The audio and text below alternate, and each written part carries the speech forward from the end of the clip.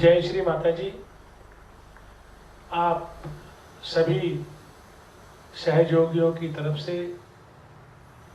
Saraswati Vihar centre के सभी सहयोगियों की तरफ से श्री माता जी के चरणों में कोटि कोटि प्रणाम, इनका कोटि कोटि धन्यवाद। श्री माता जी, आपकी कृपा सदैव बनी रहे, पूर्ण रूप से हमें निर्विचारिता की प्राप्ति हो, परम चैतन्य की प्राप्ति हो।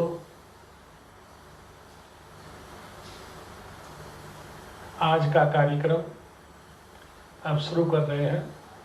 सभी कोई पहले 3 बार कुंडलिनी बांध के 7 बार बंधन लें।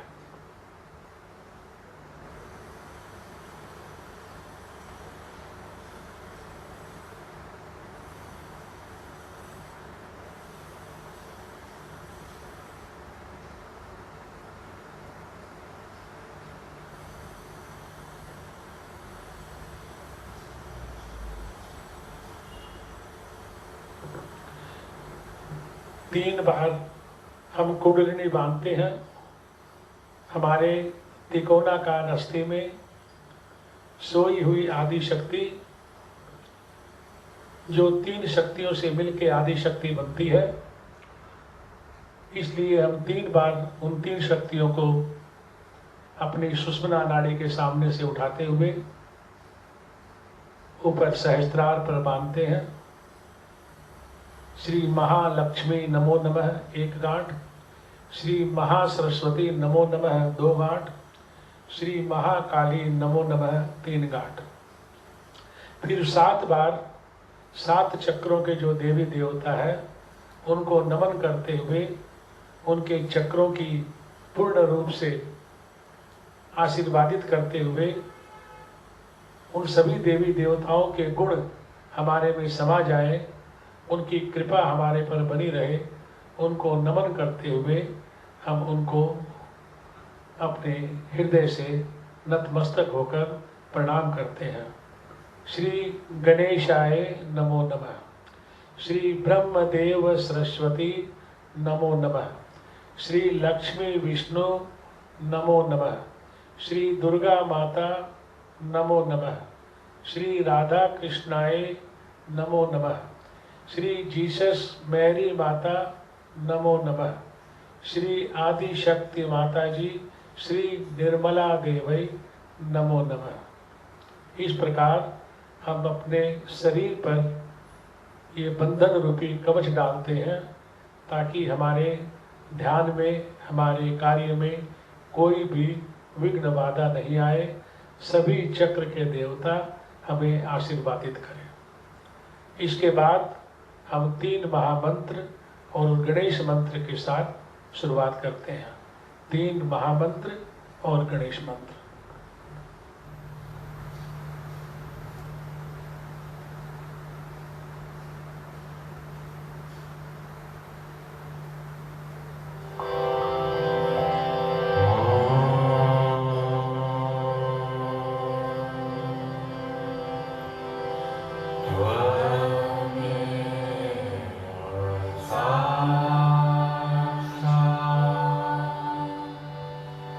Three.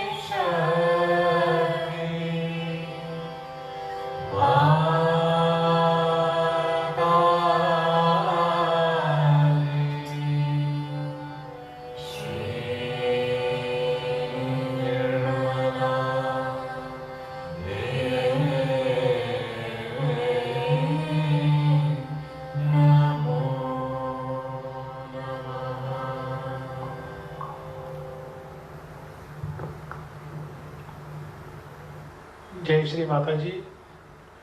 आपके चरणों में कोटि कोटि प्रणाम। सभी कोई ध्यान में जाए। श्री गणेश अथर्वशीष का पाठ होगा। चित्त में श्री गणेश जी को रख के मन ही मन सभी प्रार्थना करें कि हे विघ्नहर्ता, समस्त विघ्नों का हरण करे, सुख शांति और समृद्धि प्रदान करे। श्री गणेश अथर्वशीष।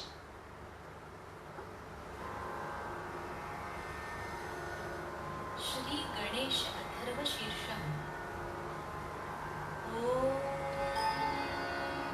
नमस्ते गणपतये, त्वमेव प्रत्यक्षं तत्त्वमसि, त्वमेव केवलं कर्तासि, त्वमेव केवलं धर्तासि, त्वमेव केवलं हर्तासि, त्वमेव सर्वं खल्विदं ब्रह्मासि, त्वं साक्षादात्मासि नित्यं। ऋतं वच्मि सत्यं वच्मि, अवत्वं माम् अववक्तारम्, अवश्रोतारम्, अवदातारम्, अवधातारम्, अवानोचानमवशिष्यम्, अवपश्चात्तात्, अवपुरस्तात्, अवोत्तरात्तात्, अवदक्षिणात्तात्, अवचोर्ध्वात्तात्, अवाधरात्तात्, सर्वतो मां पाहि पाहि समन्तात्। त्वं वाङ्मयस्त्वं चिन्मयः, त्वमानन्दमयस्त्वं ब्रह्ममयः, त्वं सच्चिदानन्दाद्वितीयोऽसि, त्वं प्रत्यक्षं ब्रह्मासि, त्वं ज्ञानमयो विज्ञानमयोऽसि। सर्वं जगदिदं त्वत्तो जायते, सर्वं जगदिदं त्वत्तस्तिष्ठति, सर्वं जगदिदं त्वयि लयमिष्यति, सर्वं जगदिदं त्वयि प्रत्येति। त्वं भूमिरापो नलो निलो नभः, त्वं चत्वारि वाक्पदानि, त्वं गुणत्रयातीतः, त्वं देहत्रयातीतः, त्वं कालत्रयातीतः, त्वं मूलाधारस्थितोऽसि नित्यं, त्वं शक्तित्रयात्मकः, त्वां योगिनो ध्यायन्ति नित्यं। त्वं ब्रह्मा, त्वं विष्णुस्त्वं रुद्रस्त्वं इन्द्रस्त्वं अग्निस्त्वं वायुस्त्वं सूर्यस्त्वं चन्द्रमास्त्वं ब्रह्मभूर्भुवस्वरों। गणादिं पूर्वमुच्चार्य वर्णादिं तदनन्तरम्, अनुस्वारः परतरः अर्धेन्दुलसितं, तारेण ऋद्धम्। एतत्तव मनुस्वरूपं, गकारः पूर्वरूपम्, अकारो मध्यमरूपम्, अनुस्वारश्चान्त्यरूपं, बिन्दुरुत्तररूपं, नादः सन्धानं, संहिता सन्धिः। सैषा गणेशविद्या, गणकऋषिः, निच्छ्रिद्गायत्री छन्दः, गणपतिर्देवता। ॐ गं गणपतये नमः। एकदन्ताय विद्महे, वक्रतुण्डाय धीमहि, तन्नो दन्ती प्रचोदयात्। एकदन्तं चतुर्हस्तं, पाशमङ्कुशधारिणं, रदं च वरदं हस्तैर्बिभ्राणं, मूषकध्वजं रक्तं लम्बोदरं, शूर्पकर्णकं रक्तवाससं, रक्तगन्धानुलिप्ताङ्गं, रक्तपुष्पैः सुपूजितं, भक्तानुकम्पिनं देवं जगत्कारणमच्युतम्। आविर्भूतं च सृष्ट्यादौ प्रकृते पुरुषात् परम् एवं ध्यायति यो नित्यं स योगी योगिनां वरः। नमो व्रातपतये नमो गणपतये नमः प्रमथपतये नमस्ते लम्बोदरायैकदन्ताय विघ्ननाशिने शिवसुताय श्रीवरदमूर्तये नमो नमः। साक्षात् श्री आदिशक्ति माताजी श्री निर्मला देव्यै नमो नमः।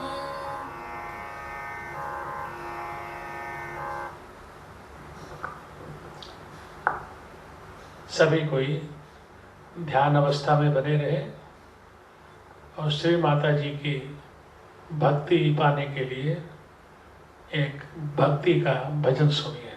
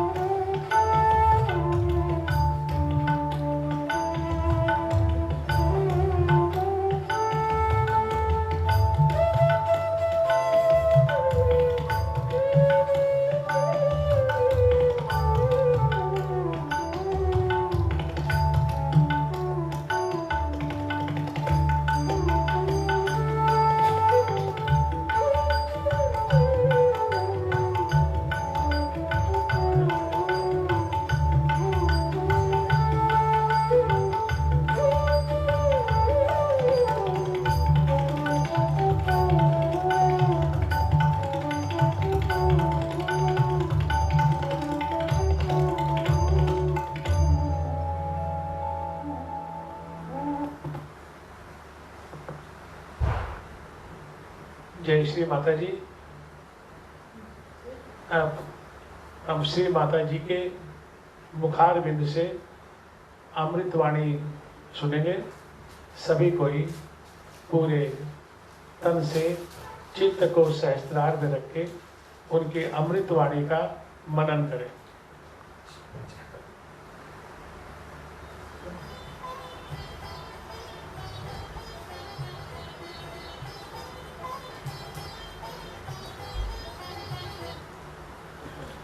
सत्य को खोजने वाले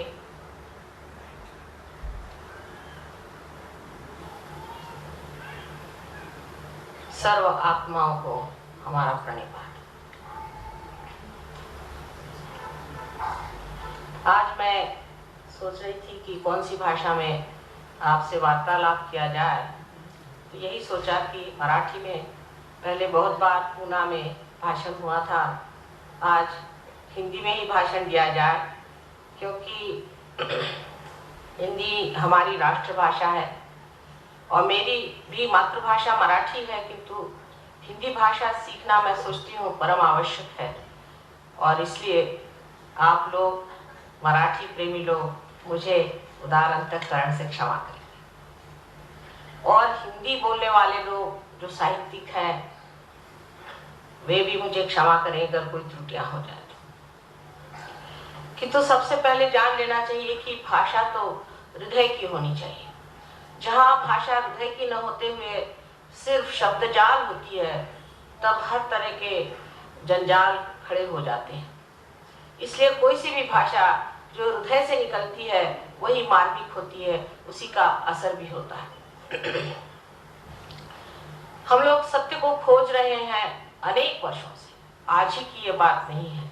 अनेक वर्षों से हम सत्य को खोज रहे हैं और उसकी खोज होते होते काफी लोग भटक भी गए हैं। उसका कारण हमें समझ लेना चाहिए, क्योंकि आज की जो स्थिति है, आज का जो माहौल है, वातावरण है, उस वातावरण में ये समझ में नहीं आता है कि सब लोग परमात्मा की बात करते हैं, धर्म की बात करते हैं, और उस पर इतना झगड़ा, इतनी आफत और इतना तमाशा क्यों खड़ा होता है। यह प्रश्न जरूर हमारे जो तरुण पीढ़ी के लोग हैं उनके सामने आता है, और वो लोग ये पूछते हैं बार बार कि माँ इसका क्या मतलब है। अगर ये परमात्मा सच्चाई है, परमात्मा अगर प्रेम है और परमात्मा अगर कृपा, तो ये सब तो लगते नहीं कि इन पे कोई परमात्मा की कृपा है या इन पे कोई परमात्मा का असर भी है। तो ऐसे परमात्मा से अच्छा है कि भूल ही जाए उसको जिसने कितनी आफत मचा रखी। इस प्रकार आज आप देख रहे हैं कि बड़ा द्वंद हमारे तरुण लोगों में, हमारे जवान लोगों में खड़ा हो रहा है कि जो परमात्मा की बात है इसे किस तरह से माना जाए।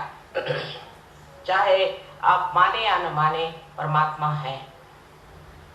ये मानने न मानने की बात नहीं, जो अस्तित्व है वो रहेगा, चाहे आप माने या न माने। लेकिन ऐसी क्या बात हो गई कि जिसकी वजह से मनुष्य ऐसे गलत रास्तों पे चला जाता है जहां परमात्मा खोजने से भी नहीं मिला। ये समझने की अगर हम कोशिश करें तो कहाँ हमारी गलती हो गई ये हमारे दिखाई देगी। अब सहज योग जो है, सहज, सह माने आपके साथ, जो माने जन्मा हुआ, जो आपके साथ जन्मा हुआ योग का कार्यक्रम है, जो आपके लिए योग की युक्ति है। इतना ही नहीं, एक आपके लिए आश्वासन है, वो सिद्ध करने का आज समय आ गया है। सहयोग ये कोई आज का काम नहीं। हजारों वर्ष पहले भी इंद्र को आत्म साक्षात्कार दिया गया था, आत्मज्ञान दिया गया था, तब भी सहयोग था। और उसके बाद आपने देखा है मार्कंडेय स्वामी ने, जो कि 14,000 वर्ष पूर्व इस संसार में आए थे, उन्होंने भी सहज की महत्व बताई है। लेकिन ये बात बहुत खोल करके कही नहीं गई। उसके बाद बहुत सालों बाद हम कह सकते हैं कि इसको खोलकर पहले ही आदि शंकराचार्य ने सब सर्व समाज के सामने, तो भी ये नहीं कहा गया कि ये चीज होती कैसी, पूरी तरह से बात नहीं कही, क्योंकि वो समान है। कृष्ण ने भी कहा कि आपको आत्मा को जान लेना चाहिए, जिसने आत्मा को जाना वही समझ सकता है। क्राइस्ट ने भी यही कहा कि आपका पुनर्जन्म होना चाहिए। बुद्ध ने कहा, महावीर ने कहा, सबने ये कहा कि आपका पुनर्जन्म होना चाहिए। लेकिन इस बात को खोल करके आदि शंकराचार्य ने बताया कि इसके सिवाय कोई और इलाज आपका नहीं है। जब तक आपके अंदर से चैतन्य की सौंदर्य लहरियां नहीं बहेंगी तब तक सलीलम सलीलम उन्होंने कहा, तब तक ये शब्द जाल छूट नहीं सकते। लेकिन सबसे ज्यादा मैं कहूँ कि नानक साहब और कबीरदास जी, इन लोगों ने तो पूरी तरह से कोशिश करके और जो सत्य उसे सामने रखा कि कुंडलिनी के जागरण के सिवा कोई भी कार्य सिद्ध नहीं हो सकता। लेकिन उनका बोलने का ढंग इतना जबरदस्त और इतना जोर का था कि लोग उसे समझ नहीं पाए। और यही बात मैंने महसूस की कि इस दुनिया में जब तक लोगों को आप आत्मज्ञान नहीं देंगे उसकी बातचीत करना बड़ा बेकार सा हो जाएगा। जैसे गीता लिख दी, वो लोग पढ़ पढ़ के बेकार हो गए। उसके बाद और कोई ज्ञान की बात लिख दी जिसे पढ़ पढ़ के लोग बेकार हो गए। लेकिन अब जो बात है वो करने की, दिखाने की, बतलाने की नहीं रही। और वही बात सोच करके मैंने इस पर बहुत जानने की कोशिश की कि मानव में कौन से दोष होते हैं, इसमें कौन सी तकलीफें होती हैं जिसके कारण ये परमात्मा को नहीं जान पाता है। और काफी उम्र तक इस पर मेहनत करने पर एक दिन सहज में ही मैंने सोचा कि सहस्त्रार्थ के खोलने से ही सब ठीक हो जाएगा। और उसी प्रकार ये सहयोग हमारा प्रस्थापित हुआ। अब इसमें जान लेना चाहिए संक्षिप्त में कि ये जीवंत प्रक्रिया हमारे अंदर है, जीवंत।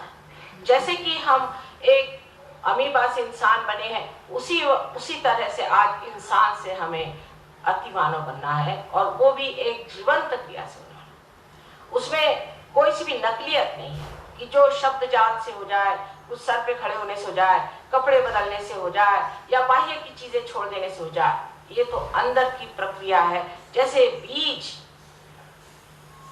आप उगाना चाहते हैं, उसमें अगर अंकुर आना है तो उसे आपको माँ के हृदय में डालना होगा, उसको इस पृथ्वी के पेट में डालना होगा, और वो अपने आप अकस्मात सहज में ही अंकुरित होता है। कैसे होता है क्या आप बता सकते हैं? एक फूल फल कैसे होता है आप बता नहीं सकते। इसी प्रकार सहज योग जो है वो भी एक अद्भुत घटना जरूर है, लेकिन ये किस प्रकार होती है ये हम बता सकते हैं, क्योंकि मनुष्य के जितने भी कार्य हैं वो सब ज्ञात होने चाहिए। और इसलिए आप जान सकते हैं कि अपने अंदर जो कुंडलिनी स्वरूपा शक्ति है, जो त्रिकोणाकार अस्थि में बैठी हुई, वो जागृत होने से ही आत्मबोध होता है। आश्चर्य की बात है कि गीता पर, गीता लिखते वक्त में ज्ञानेश्वरी जो है वो गीता ही पर लिखी हुई है पूर्णतया। ज्ञानेश्वर जी ने 6ठे अध्याय में कुंडलिनी का बड़े जोर शोर से व्याख्यान किया हुआ है, उसको बतलाया हुआ है, समझाया, उसका वर्णन भी बहुत सुंदर किया, बहुत ही सुंदर किया हुआ है। और उसके बाद उन्होंने ये भी बताया है कि जिस वक्त ये कुंडलिनी का जागरण होगा तब किस तरह से लोगों को लाभ होंगे। उसमें से एक बहुत ही सुंदर चीज ये है कि जो जे वांछिलते तो लाहो, जो चाहोगे वो मिलेगा। लेकिन चाहत ही इंसान की बदल जाती है, उसके चाहने का ढंग ही बदल जाता है। अब ये कुंडलिनी हमारे अंदर स्थित है। अब कोई अगर साइंटिफिक लोग हैं तो वो कहेंगे कि साहब ये कैसे आपने जाना। अब हम जानते हैं, आप चाहे तो इस बात को माने या न माने, लेकिन एक बात है, अगर आप साइंटिस्ट भी हैं तो आपको अपना दिमाग खुला रखना चाहिए, ओपन माइंडेडनेस होनी चाहिए। अगर आप ओपन माइंडेड नहीं है तो आप कभी भी साइंटिस्ट हो नहीं सकते। हम एक आपके सामने कहना चाहिए कि जिसे एक धारणा, एक हाइपोथेसिस रख रहे हैं, उसको अगर हम सिद्ध कर दें तो फिर वो तो कायदा हो ही जाता है। इसी प्रकार कुंडलिनी भी जरा गहरी चीज है, और उस गहरी चीज को पाने के लिए सबसे पहले अपने दिमाग को खुला रखें। पहले ही से आप डंडा लेकर खड़े हो जाइएगा तो हम आपको क्या बताएं। मैंने ये देखा हुआ है कि सिर्फ परमात्मा के साम्राज्य में ऐसे कार्य होते हैं। देखिए, अगर आप कॉलेज जा रहे हैं, यूनिवर्सिटी जा रहे हैं, आप एडमिशन के लिए कितनी कोशिश करते हैं, क्या क्या दुनिया भर के आफ्ते करके एडमिशन कराते हैं, एडमिशन लेते हैं, और अपने गुरुजनों के सामने गर्दन झुका के बैठते हैं कि वो जो भी कहे वो प्रमाण होगा। लेकिन मैंने देखा है कि संसार में जितने बड़े बड़े साधु संत आए, उनको तो हम लोगों ने सताया है, उनकी तकलीफ थी, उनकी कोई बात नहीं सुनी और उनको परेशान करते रहे, और हर समय उनसे चर्चा और वाद विवाद करके उनको परेशान किया। इस तरह से आप ज्ञान को प्राप्त नहीं कर सकते। ज्ञान के लिए सबसे पहली चीज है कि मैंने अभी तक जाना नहीं, मुझे आगे जानने का है, जिसके ऊपर सब बड़े बड़े शास्त्रों में सब बड़े बड़े साधु संतों ने लिखा हुआ है। रामदास स्वामी को आप उठाइए तो उन्होंने साफ लिख दिया कि पढ़ पढ़ करके कुछ नहीं होने वाला। हमारे कबीरदास जी ने तो साफ लिख दिया कि पढ़ी पढ़ी मूर्ख पंडित मूर्ख भय, साफ साफ लिख दिया उन्होंने। और कितनी ही बातें इन साधु संतों ने इतनी साफ लिखी हुई है कि बड़ा आश्चर्य होता है कि हम उनको ही पढ़ के उन्होंने जिस चीज को मना किया है वही कैसे करते हैं। अब उसका कारण मैं आपसे बताऊंगी कि क्यों ऐसा हो जाता है और इसके कारण कैसे हमारा जो धर्म है वो इसी तरह से अधर्म में ही परिवर्तित हो जाता है। अब कुंडलिनी शक्ति जो है ये है शुद्ध इच्छा। ये है शुद्ध इच्छा, माने बाकी जितनी भी इच्छा है अशुद्ध है, क्योंकि अगर वो अशुद्ध नहीं होती तो एक चीज मिलने पर दूसरी चीज मिलने की इच्छा ना होती। हमारे जो इकोनॉमिक्स के लॉज हैं, अर्थशास्त्र के जो लॉज हैं, उसके अनुसार कोई सी भी जरूरतें सर्वसाधारण तरह से पूरी नहीं होती, क्षमित नहीं होती है। माने ये कि in general they can not be satisfied in general. इसका मतलब यह है कि आपको एक चीज मिल जाएगी इन पर्टिकुलर, लेकिन अगर वो चीज मिलने के बाद आप चाहेंगे कि दूसरी चीज मिले, फिर तीसरी चीज मिले। इसकी वजह यह है कि आपके अंदर शुद्ध इच्छा नहीं है। जिस इच्छा की आप बहुत कोशिश करते हैं कि पूरी हो जाए, वो इच्छा शुद्ध नहीं, वो अशुद्ध इच्छा। तो शुद्ध इच्छा की जो शक्ति है वो ये कुंडलिनी है, जिसने सारा अपना ये पिंड बनाया और उसके बाद वैसी की वैसी बैठी हुई, क्योंकि वो अभी तक जागृति नहीं हुई हमारे अंदर, उसका अभी पूरी तरह से प्रादुर्भाव नहीं हुआ, उसका मैनिफेस्टेशन नहीं हुआ कि वो अपना असर दिखा। यही शुद्ध इच्छा हमारे त्रिकोणाकार अस्थि में बैठी हुई, जिसे हम लोग कुंडलिनी इसलिए कहते हैं क्योंकि ये 3.5 कुंडलों में बैठी है। अब वो 3.5 में क्यों बैठी, उसका क्या गणित है वगैरह, उसके लिए आज अपने पास इतना समय नहीं है, लेकिन आप अगर मेरे कभी लेक्चर सुने तो उसमें विशद रूप से मैंने सब समझाया हुआ है। अब ये कुंडलिनी शक्ति है शुद्ध इच्छा। तो सर्वप्रथम शुद्ध इच्छा जो है वो हमारे अंदर जब उठती भी है तो हम क्या देखते हैं कि हमारे अंदर के चक्रों से गुजरते वक्त वो चक्रों से अपने को अलिप्त रखते हुए पूरे तरह से उसको प्लावित करती है। और यही तार्किक दृष्टि से भी देखा जाए तो सही बात है कि जब एक पेड़ के अंदर उसके अंदर का रस, उसका सैप जब उठता है, अगर वो एक जगह कहीं भी चिपक जाए और किसी भी एक चीज में खत्म हो जाए तो वो पेड़ भी खत्म हो जाएगा और वो चीज भी खत्म हो जाएगी। उसी तरह से जब ये कुंडलिनी हमारे अंदर जागृत होती है और बढ़ने लग जाती है तो ये शुद्ध इच्छा बाकी की जो इच्छा है उनको दूर हटा दी जाती है। लेकिन इसके बिल्कुल उल्टा हमारा कार्यक्रम रहा कि जब हम धर्म की ओर मुड़े। पहले तो जब हम धर्म की ओर मुड़ते हैं या किसी भी चीज की ओर मुड़ते हैं तो पहले हमारा उनसे शारीरिक रिश्ता जुड़ जाता है। हम लोग ये देखते हैं कि इससे शारीरिक या जड़ चीजें क्या मिल सकती है। ये देखते हैं कि जैसे ही धर्म में लोग आ जाते हैं तो पहले देखते हैं कि भाई अपने कितने इससे फायदे हो सकते हैं, इसमें क्या क्या हम कर सकते हैं। यहाँ तक कि लोग सोचते हैं कि इससे अच्छा हो कि हम कुछ लोगों का पैसा ही मार ले, रुपया मार ले, ये कर ले, वो कर ले, और फिर धीरे धीरे उसकी ऐसी चीजें बनती जाती हैं जो बिल्कुल घृणित और नरक चीज जैसी हो। शरीर के ओर चित्त जाता है। मनुष्य का जब शरीर के ओर चित्त जाता है तो वो शुद्ध इच्छा में नहीं।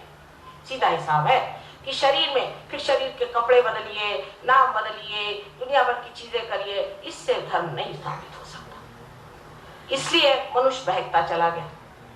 फिर मनुष्य की जो दूसरी पकड़ आती है जो कि बड़ी जबरदस्त है, वो है मानसिक, माने बुद्धि पर। इसमें बड़े बड़े वितंडवादी हो गए। आप जानते हैं कि एक बड़े भारी ऐसे ही बुद्धिवादी ने कितना आदि शंकराचार्य को सताया। हमेशा ये बुद्धिवादी लोग अपनी चिपक को नहीं समझते। इनको चिपक होती है जो इन्होंने पढ़ लिया।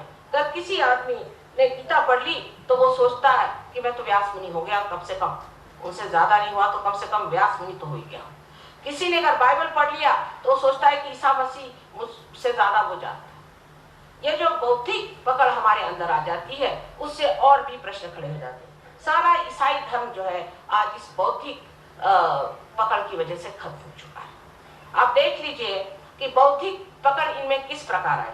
कि जिस वक्त में ईसा मसीह इस दुनिया में आए तो उन्होंने यही कहा कि अपना पुनर्जन्म करो। तब निकोदेमस ने कहा कि क्या मैं अपने माँ के गर्भ में फिर से प्रवेश करूं? वो कहा कि नहीं, जो गर्भ से पैदा होता है वो तो जड़ ही है, लेकिन जो आत्मा से, जो आदिशक्ति से पैदा होगा वही आत्मा है।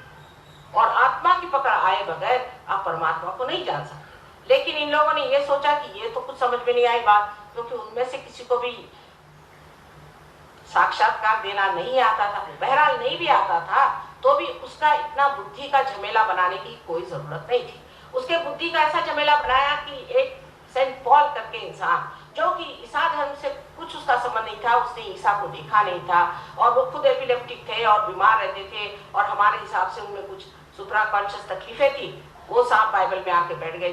जिस वक्त मैंने पहले बाइबल उठाया, मैंने कहा ये महाशय है कौन? मैंने नहीं, खलील जिब्रान ने, कितने ही लोगों ने, यानी आप जानते होंगे कि विलियम ब्लेक एक बड़े भारी दृष्टा हो गए, उन्होंने तब कहा कि ये इंसान बाइबल में क्यों बैठा हुआ, और इसको बाइबल में बिठा करके उसने जो भी बाइबल के बारे में लिखा वो इन लोगों ने मान्य कर दिया। अब उसकी हालत यहाँ पर आ गई है कि जिस वक्त में एक बुद्धिवादी महाशय जी ने बाइबल को जाना तो देखा कि पॉल ने ईसा के जन्म के बारे में कुछ लिखा ही नहीं, उसकी माँ के बारे में कुछ लिखा ही नहीं, उन्होंने जो चमत्कार किए उसके बारे में कुछ लिखा ही नहीं। तो उन्होंने कहा कि नहीं, ये तो इनके जो शिष्य थे वो तो फिशरमैन थे, ये मछलियां पकड़ते थे, मच्छी मार थे, इनके कोई अकल ही नहीं थी, उन्होंने अपने ही दिमाग से निकाल करके बात की। और इस बात को बिशप ऑफ कैंटरबरी जो है, बिशप ऑफ कैंटरबरी, उसको भी सहायता देनी पड़ी, उसको भी कहना पड़ा कि हाँ ये ठीक है, तो या तो अब आप पॉल को मानिए या ईसा को मानिए। उन्होंने कह दिया कि हाँ यही बात ठीक है, तो ईसा जो पैदा हुए थे वो भी गलत बात और उनके जो चमत्कार हुए थे वो भी गलत बात है, पॉल साहब जो है वो सही हो गए। क्योंकि इसी पॉल ने बाद में ऑगस्टीन का जन्म लिया और उसने आकर के सारा ऐसा एक बौद्धिक तार्किक एक ईसाई धर्म बना दिया कि चाहे पूछो हाथ में बंदूक क्यों ना लेनी पड़े, सबको ईसाई बनाते रहे। ईसाई बनने का मतलब है सहयोगी बनना, योगी बनना। वही आप मुसलमानों का, मोहम्मद साहब ने जो बातें लिखी थी उसको इतना उल्टा घुमा फिरा करके एक मुसलमान धर्म बना दिया।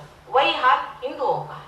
हिंदुओं का तो हाल बहुत ही खराब है, क्योंकि इनमें एक ही धर्म में 50 धर्म बन गए। मेरी तो समझ में नहीं आता है कि हम लोग कब इस चीज से बाज आएंगे। सबसे पहली तो बात ये थी कि कहा गया है कि सबके अंदर आत्मा का वास है। फिर जाति पाति कहाँ से निकाली गई? जाति पाति का कोई अर्थ ही नहीं है, क्योंकि जाति पाति आपके कर्म के अनुसार बनाई गई थी और जब से ये जन्म के अनुसार बनाई गई तब से गड़बड़ शुरू हो ही नहीं सकता है कि ये जन्म के अनुसार होगी। क्योंकि जिन्होंने व्यास ने गीता लिखी, व्यास कौन थे? सब जानते हैं कि एक ढिमरनी के लड़के थे और वो भी शादीशुदा नहीं। क्या वो ब्राह्मण हो सकते हैं? वाल्मीकि, जिन्होंने वाल्मीकि रामायण लिखा है, ये कौन थे? आपके शास्त्र लिखने वाले बड़े बड़े लोग, ये कौन थे? ब्राह्मण वो ही होते हैं जिन्होंने ब्रह्म को जाना। जिन्होंने ब्रह्म को नहीं जाना उसे ब्राह्मण नहीं कहा जाता। लेकिन जन्म से हम ब्राह्मण हो गए, चाहे जो भी धंधा करें, जन्म से हो गए सो हो गया। और अब हमारे इलेक्शंस तक जाति पाति पर होते हैं, सो भगवान बचाए रखे इस देश को, इसका क्या हाल होता है।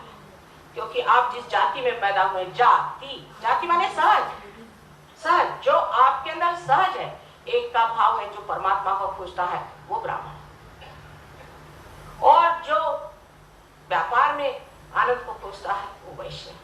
इसी प्रकार सब जातियां बनी और उन जातियों का इतना महात्म्य बनाया गया कि हमारे यहाँ गोरा कुम्हार हो गया। इस महाराष्ट्र में तो इतनी सजग इसकी पूरी प्रतिमा बनाई हुई है, गोरा कुम्हार बन गए।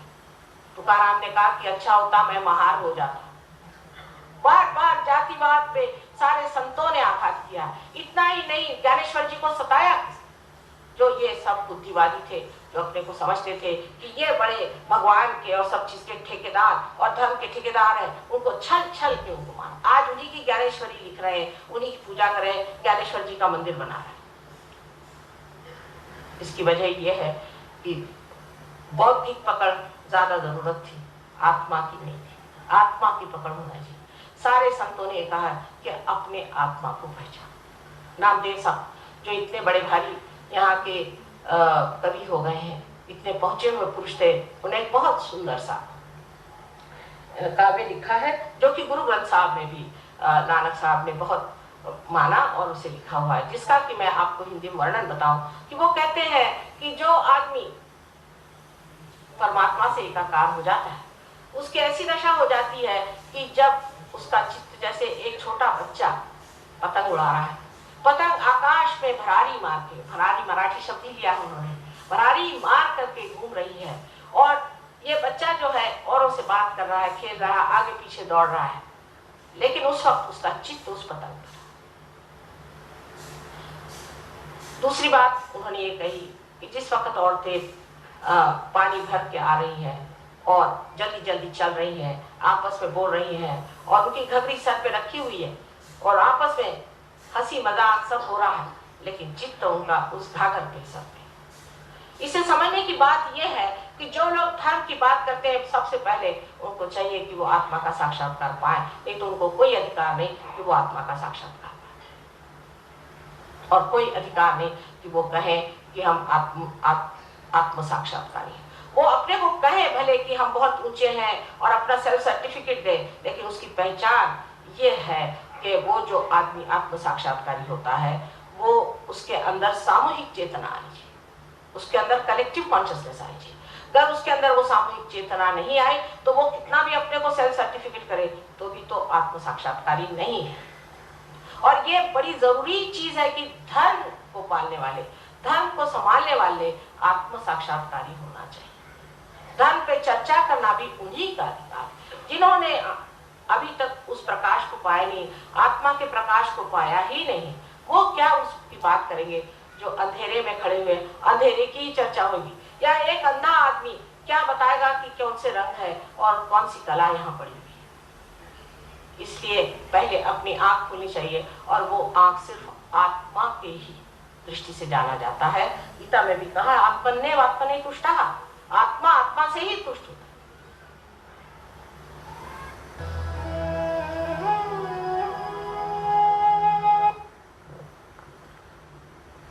श्री माता जी के चरणों में कोटि कोटि नमन। सभी कोई कुछ देर के लिए ध्यान में जाए। श्री माता जी कृपा करके हमें निर्विचार समाधि दे, परम चैतन्य दे। श्री माता जी निर्विकल्प समाधि की ओर हमें ले चले, हमारे ब्रह्म रंध्र का भेदन करें, पर ब्रह्म शक्ति ऋतंभरा शक्ति से हमारा योग घटित कराए, पूर्ण रूप से हमें हमारा आत्म साक्षात्कार प्रदान करें। चित्त को सहस्त्रार में रखते हुए कुछ देर के लिए ध्यान में जाए।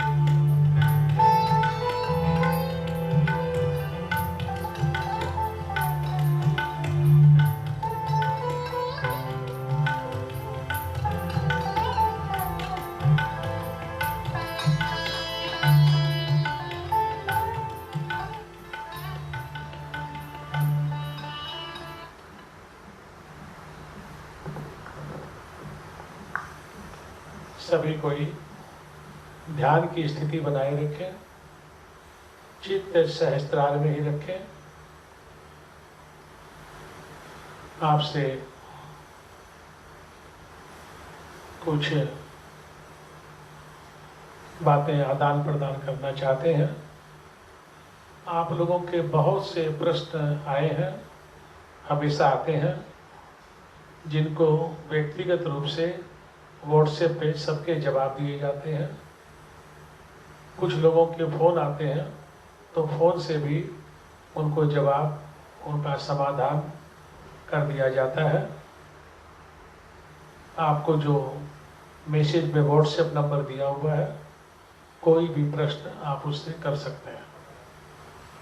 उम्मीद है कि आप सब लोगों को जो जवाब प्राप्त हुआ है उससे आप संतुष्ट होंगे।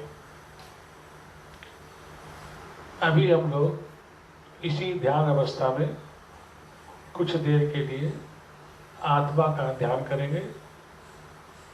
लेफ्ट हैंड श्री माता जी की ओर करें, राइट हैंड अपने हृदय पर रखें, बायां हाथ श्री माता जी की ओर, दाहिना हाथ अपने हृदय पर रखें। चित्त सहस्त्रार में आंखें बंद, यथासंभव कमर सीधी हो। मन ही मन बोले, श्री माता जी, मैं शुद्ध आत्मा हूँ। श्री माता जी, मुझे शुद्ध आत्मा का अनुभव दें। कुछ भी कहें आप, मैं शुद्ध आत्मा हूँ, मुझे शुद्ध आत्मा बना दें, या पूरे कॉन्फिडेंस के साथ कि मैं शुद्ध आत्मा हूँ। I am the spirit, I am the soul, I am the pure soul. मैं केवल आत्मा हूँ, मैं केवल शुद्ध आत्मा हूँ। पूर्ण हृदय से, पूर्ण साक्षी भाव से, पूर्ण आत्म संतुष्टि के साथ कहें कि मैं आत्मा हूँ। मैं मन, बुद्धि, अहंकार, शरीर आदि नहीं हूँ। मैं मन, बुद्धि, अहंकार, शरीर आदि नहीं हूँ। मैं केवल शुद्ध आत्मा हूँ। श्री माता जी, मुझे आत्मानंद का अनुभव दें, मुझे परमानंद का अनुभव दें, मुझे निरानंद का अनुभव दें, जहाँ केवल आनंद ही आनंद है, जहाँ आनंद के अलावा कुछ नहीं। कहा गया है कि जब मस्त हुए तो क्या बोले। जब अंदर की मस्ती आ जाती है, जब आप निर्विचार समाधि में जाकर केवल साक्षी भाव में जो देखना चाहे वही देखते हैं, बाकी जो भी हो रहा है उससे आप अटैच नहीं होते, आप उससे बनते नहीं हैं, आप केवल आनंद में होते हैं। और ये तभी होता है जब कुंडलिनी शक्ति के तंतु ऊर्ध्व गति को प्राप्त करके आपके सहस्त्रार में आके आपके ब्रह्म रंध्र का छेदन करके चराचर में फैली हुई ब्रह्म शक्ति से मिलन करते हैं, उनके साथ उनका योग होता है। चित्त को पूरी तरह सहस्त्रार में रखिए, अर्थात श्री माता जी को सहस्त्रार पर देखें, उनके मुखारविंद को देखें या उनके श्री चरण कमल को देखें। क्योंकि हम श्री माता जी को जाने या ना जाने, पर हमारा जो सूक्ष्म शरीर है, हमारी जो सूक्ष्म शक्तियां हैं, हमारी कुंडलिनी शक्ति जो ऊर्ध्व गति को प्राप्त होकर हमारे सहस्त्रार में आई है, जब वहां पर हम श्री माता जी को देखते हैं तो शरीर की संपूर्ण शक्तियां उस शक्ति को देखने के लिए, उससे योग स्थापित करने के लिए, उससे मिलने के लिए वो ऊर्ध्व गति को प्राप्त होती है। अर्थात सभी शक्तियां सहस्त्रार में आ जाती है। आपका सहस्त्र कमल दल खिल जाता है। आपके इस ब्रह्मांड से, आपके इस तालु भाग के चारों ओर से, आपके संपूर्ण मस्तिष्क से धीरे धीरे सलीलम सलीलम चैतन्य बहने लगता है। ये चैतन्य शुरुआत में हल्का गर्म हो सकता है, फिर ये ठंडा होने लगता है।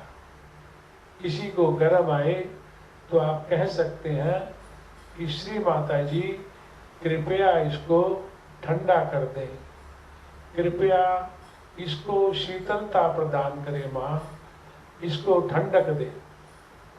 पहले हमारे चक्रों में जो विकार होता है, उस विकार की वजह से ये गर्मी आती है। हमारी कुंडलिनी शक्ति हजारों सूर्य के समान एक दीप्तिमान अग्नि के गोले की तरह है। लेकिन जब हमारे तप से, हमारी साधना से और श्री माता जी की कृपा से ये शक्ति हमारे सहस्त्रार में आके हमारे ब्रह्मरंध्र का भेदन करके चराचर में फैली हुई ब्रह्म शक्ति से मिलती है, फल स्वरूप यही शक्ति हमें चैतन्य की बारिश करती है। यही शक्ति हमें चैतन्य का स्नान करवाती है। यही शक्ति हमें शीतलता प्रदान करती है। इस शक्ति में इतनी गर्मी होती है कि ये शक्ति संपूर्ण यदि एक बार में ऊपर उठ जाए तो हमारे शरीर को इतनी गर्मी बर्दाश्त नहीं होगी और शरीर तरबूजे की तरह फट जाएगा।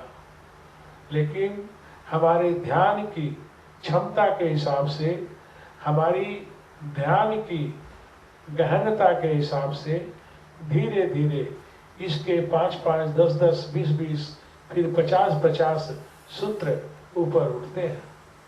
इसके अंदर करोड़ों सूत्र होते हैं, करोड़ नहीं करोड़ों।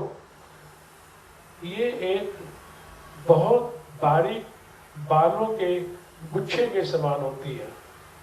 और जब हम स्वादिष्टान चक्र पे ये शुद्ध इच्छा करते हैं कि माँ जागो, माँ मुझे परम चैतन्य दो, माँ मुझे निर्विचार समाधि दो, ये हमारी शुद्ध इच्छा है, शुद्ध विद्या है। इसलिए हमारा लेफ्ट स्वादिष्टान चक्र, जिसपे ब्रह्मदेव सरस्वती निवास करते हैं, इनको कहा गया है सृजनात्मक शक्ति। यहाँ पे शक्तियों का सृजन होता है, आविष्कार होता है। तो जैसी आप इच्छा करते हैं वैसी ही शक्ति का यहाँ पे निर्माण होता है। यदि आप धन दौलत परिवार सुख मांगेंगे तो वैसी ही चीजें आपको प्राप्त होती है। लेकिन ये सब चीजें संसारिक है, क्षण भंगुर है, देखने में ये सुंदर लगती है, पर अंत इसका विनाशकारी होता है। शुद्ध इच्छा ये है कि माँ परम चैतन्य दो। यदि परम चैतन्य की प्राप्ति हो जाए, आपके हाथल से शीतल ठंडी ठंडी लहरें आने लगे, आपके मस्तिष्क में शीतलता बहने लगे, आपका परमात्मा से एकाकारिता हो जाए, तो दुनिया में इससे बड़ी कोई चीज नहीं है। क्योंकि आप परमात्मा के साम्राज्य में आ गए, आपको परमात्मा की नागरिकता मिल गई। बताइए इससे बड़ी चीज दुनिया में क्या हो सकती है। इसलिए उस परम शांति को पाने के लिए, तनाव मुक्त होने के लिए, संसार के इस झमेलों से दूर होने के लिए आप प्रतिदिन केवल 10 मिनट का भी ध्यान कर लें, श्री माता जी के सामने बैठकर एक ज्योत जलाकर। क्योंकि जब तक आप ज्योत नहीं जलाते हैं तब तक श्री माता जी की शक्ति वहाँ पे नहीं आती है। तो वहाँ पे जैसे ही आप ज्योत जलाते हैं श्री माता जी की शक्ति आ जाती है।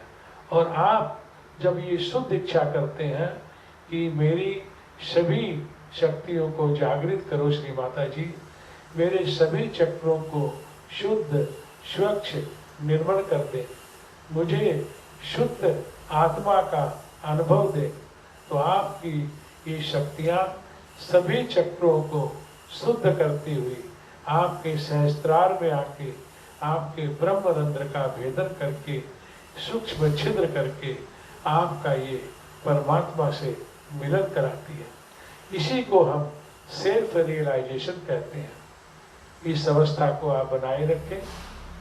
हृदय को आप आत्मा का स्थान है, इसी का मूल स्थान आपके इस ब्रह्मांड में, इस सहस्त्रार में भी है। हमारे सभी सातों चक्र हमारे इस कपाल में, हमारे मस्तिष्क में भी है, जो कि आप हमारे सहज योग www.सहजयोगा.org.in के वेबसाइट पे जाकर देख सकते हैं, या हमारे प्रत्येक शहर में सहज योगा सेंटर के नाम से वहाँ पे आप लोकल जाके मिल सकते हैं, या हमारे टोल फ्री नंबर उस पर भी बात कर सकते हैं, या आप हमारे दिए हुए व्हाट्सएप के नंबर पर भी बात कर सकते हैं। आपकी सभी समस्याओं का निदान किया जाता है। इसका कोई मूल्य नहीं है, कोई शुल्क नहीं है। आप अपनी सुविधा के हिसाब से इस पे बात कर सकते हैं, लेकिन आप इसको बाजार में जाके खरीद नहीं सकते। मार्केट में आपको ये शक्ति नहीं मिल सकती। ये आपको स्वयं 10 मिनट का समय लेके घर पर ध्यान अवश्य करना होगा। आपके अंदर आपकी अपनी हुई शक्ति है। उसी शक्ति को श्री माता जी के सामने बैठकर एक ज्योत जला के दोनों हाथ उनकी तरफ करके कहना पड़ेगा कि श्री माता जी, हम आपकी शरण में आए हैं, कृपा करके मेरी सोई हुई शक्तियों को जागृत कर दे। अब इसी प्रकार ध्यान में जाएं और कहें, श्री माता जी कृपा करके मुझे आत्मानंद का अनुभव दे, मेरे संपूर्ण शरीर को शुद्ध स्वच्छ और निर्मल कर दे, मेरे शरीर के सभी रोग, सभी विकार, सभी विघ्न बाधाओं को निकालकर पृथ्वी तत्व में या आकाश तत्व में विलीन कर दे। माँ कृपा करके मुझे शुद्ध और निर्मल कर दे। श्री माता जी, आपकी कृपा के बिना निर्विचारिता आती नहीं। आपकी कृपा के बिना विचार आने बंद होते नहीं। मनुष्य मंदिर में जाकर बैठता है, शिवालय में जाके बैठता है, बड़े बड़े धर्म स्थलों में जाके बैठता है, हाथ में माला की जाप करता है, मंत्रों का जाप करता है, लेकिन उसका जो सूक्ष्म चित्त है वो संसार में दौड़ता है, अनेक दृश्यों को देखता है, अनेक बातों को, अपने भूतकाल की बातों को याद करता है, आने वाले भविष्य के बारे में सोचता है। लेकिन वर्तमान में जिसका वो जाप कर रहा है, जिस मंत्रों का उच्चारण कर रहा है, वो केवल एक क्रिया हो रही है, केवल एक वो हाथ मन के फेर रहा है, जीभ कुछ कह रही है, लेकिन चित्त उसमें नहीं है। ये सहज योग सारा चित्त का खेल है, ये कोई क्रिया या कर्म कांड नहीं है। इसलिए कर्म कांड आपने बहुत कर लिए, कई जिंदगियों से हम कर्म कांड करते आ रहे हैं। कबीर दास जी ने कहा है, मोह को कहाँ तू ढूंढे बंदे, मैं तो तेरे पास में, ना में मंदिर ना में मस्जिद ना काबा कैलाश में, ढूंढ सके तो ढूंढ ले बंदे, मैं तो तेरे पास में। वो हमारे अंदर है। चित्त हमारा जब संसार में जाता है तो उसके अंदर केवल चिंता और लोभ है, लेकिन चित्त जब अंदर जाता है वहाँ केवल शांति है। ध्यान में आपको अंदर जाना है। ध्यान में आपको श्री माता जी को देखें, देखते देखते अपने आप शून्य में चले जाएंगे, अर्थात सभी किस्म के विचार आने बंद आ जाएंगे। जब सभी विचार बंद हो जाएंगे उसी को कहते हैं निर्विचारिता। अन्यथा एक विचार आता है, दूसरा जाता है, दूसरा जाता है, पहला आ जाता है। इस प्रकार विचारों की श्रृंखला बनी रहती है। इन विचारों से मुक्ति पाने के लिए आइए सहयोग की इस पद्धति को सीखिए और ध्यान में उस परम आनंद का अनुभव कीजिए।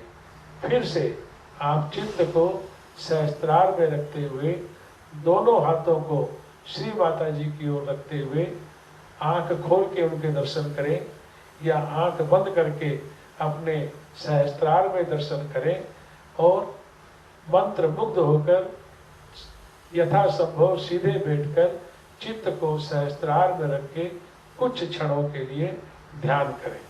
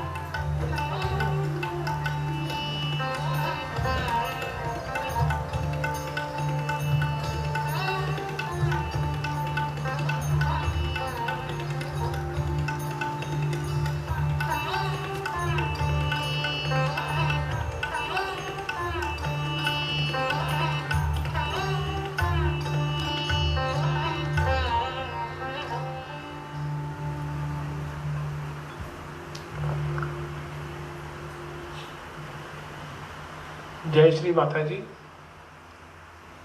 श्री माता जी, आपके चरणों में कोटि कोटि प्रणाम, आपका कोटि कोटि धन्यवाद। श्री माता जी, आपकी ये कृपा हमेशा बनाए रखें, हमारा मार्गदर्शन करते रहें।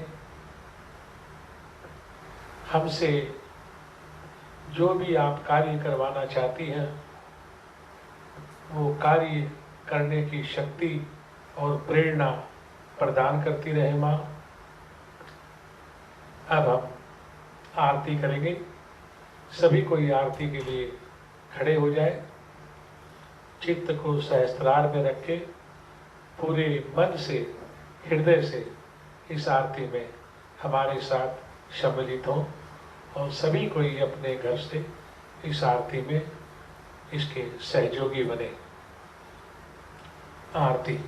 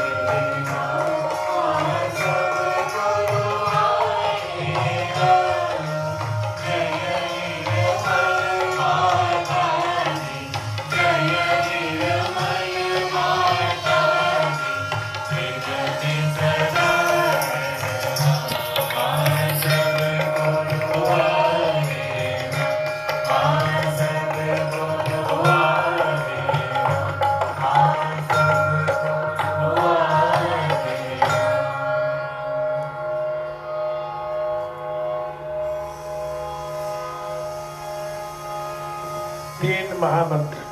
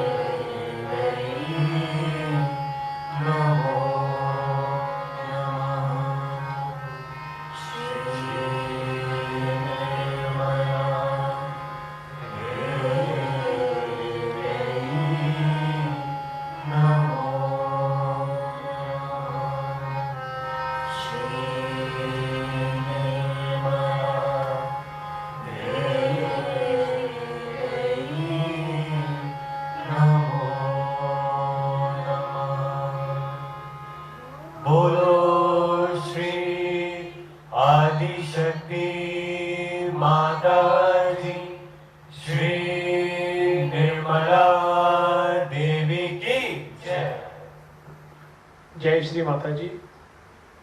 कुछ देर के लिए सभी कोई ध्यान में जाए और चैतन्य को महसूस करने की, आत्मसात करने की कोशिश करें। चित्त सहस्त्रार में केवल ध्यान करें।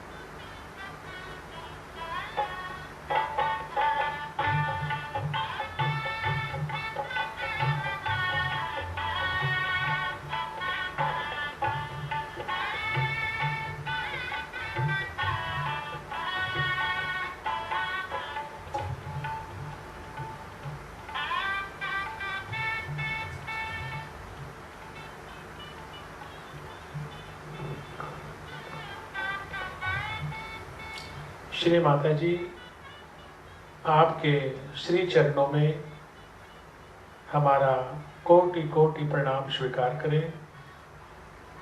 श्री माता जी, आपको समस्त सहयोगियों के द्वारा आपका कोटि कोटि धन्यवाद, आपका कोटि कोटि आभार। श्री माता जी, आपके प्रेम की बारिश हमेशा यूं ही करते रहे माँ।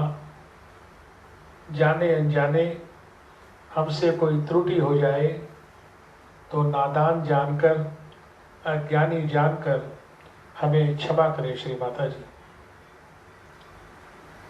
सभी दर्शकों से निवेदन है कि प्रत्येक थर्सडे को इसी प्रकार हम ऑनलाइन 4 से 5:30 फेसबुक पर मिलते हैं। इसके कुछ देर के बाद ये यूट्यूब पर भी अपलोड कर दिया जाता है, जिसका लिंक आप लोगों को भेज दिया जाता है। विशेष सूचना ये है कि नेक्स्ट थर्सडे 20 अगस्त को श्री गणेश पूजन ऑनलाइन सरस्वती विहार सेंटर में किया जाएगा और आप लोगों को उसका डायरेक्ट लिंक भेजा जाएगा, जिसका आनंद आप लोग ले सकेंगे।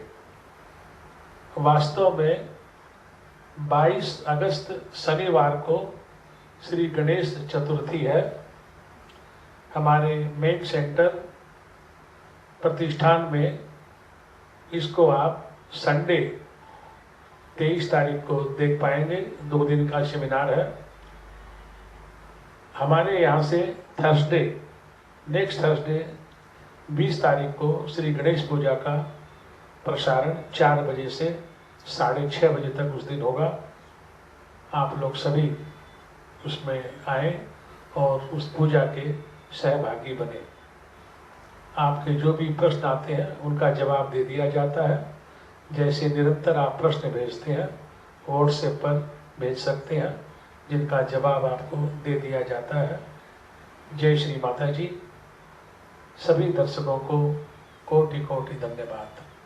जय श्री माता जी।